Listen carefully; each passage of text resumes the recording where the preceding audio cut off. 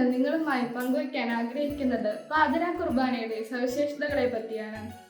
ക്രിസ്തീയ വിശ്വാസികൾക്ക് ഏറ്റവും പ്രധാനപ്പെട്ട ദിവസമാണല്ലോ ക്രിസ്തുമസ്. ഈ ക്രിസ്മസ് ദിനത്തിൽ ഒഴിച്ചുകൂടാൻ സാധിക്കാത്ത ഒന്നാണ് പാതിര കുർബാന. പാതിരാവോളം നീണ്ടു നിൽക്കുന്ന കുർബാനയായതുകൊണ്ടാണ് പാതിര കുർബാന എന്ന പേര് വന്നത്.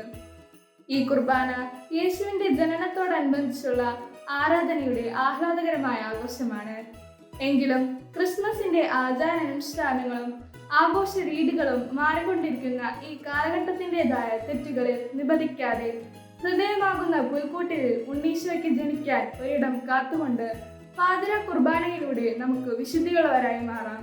ഏവർക്കും എൻ്റെ ഹൃദയം നിറഞ്ഞ ക്രിസ്മസ് ആശംസകൾ.